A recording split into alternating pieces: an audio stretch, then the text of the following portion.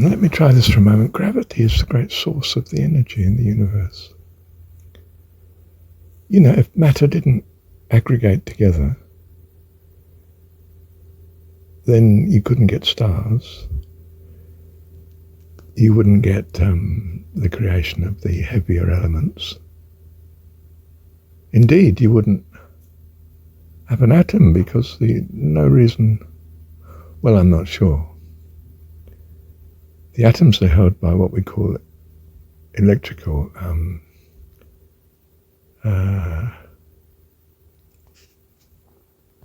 pull to each other. And we certainly don't call that gravity. But it's so incredibly strong. Is it that it causes a residual that we call gravity? And that residual holds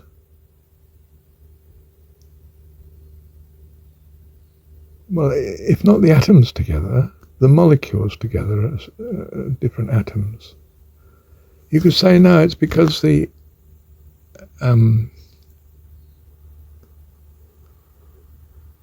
atoms share electrons. Therefore, you end up with a sort of a complex molecule. It could be complex. And that, well, even then, okay.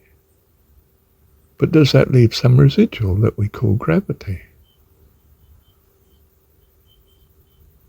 Two atoms might not pull towards each other very strongly, but then they're incredibly light too, aren't they?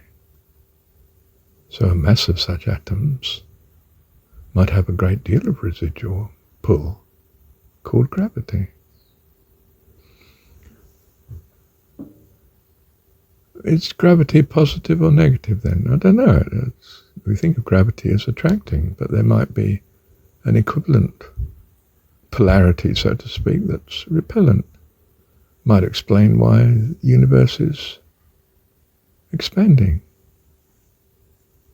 Is it slowing down or is it speeding up? I thought we used to think it was slowing down and therefore would collapse back into a Big Bang situation where you need to explode again, I'm not sure if that's really holding very strongly at the minute in the scientific mythology of things.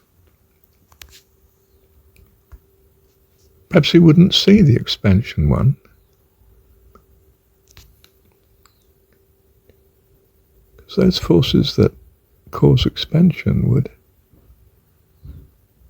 result over the millions of years in whatever exists being so far from whatever else exists that it quite simply wouldn't hold together, would it? It's only the attraction side that would hold together. I think I'm saying you couldn't have life in an expansion universe. Or at least there would need to be pockets of attraction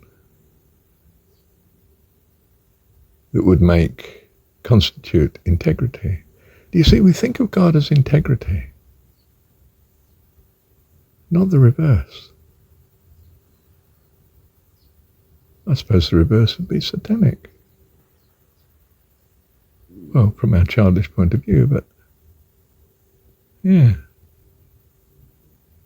I don't know. That's the truth of the matter.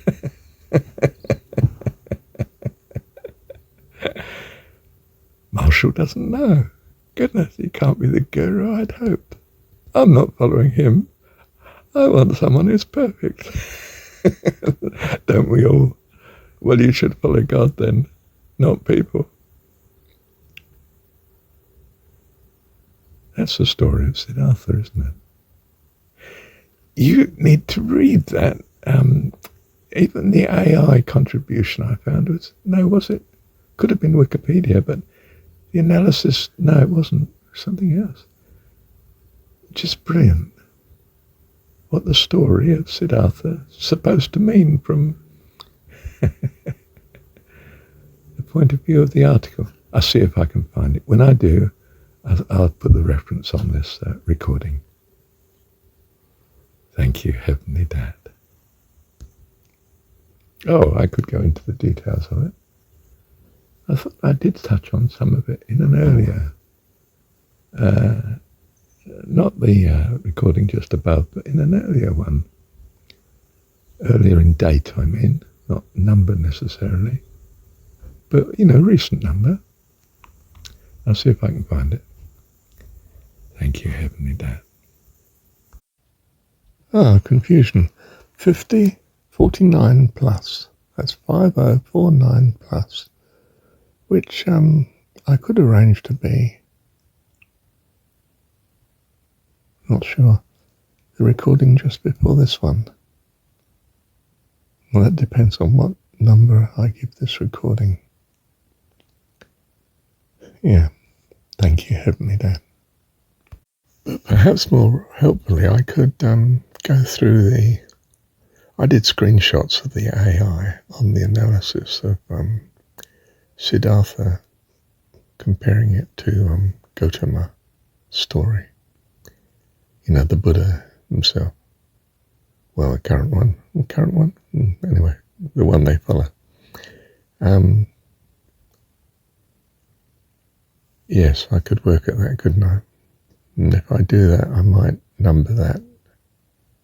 Well, this is part B now. I may number the part C, in other words, following this.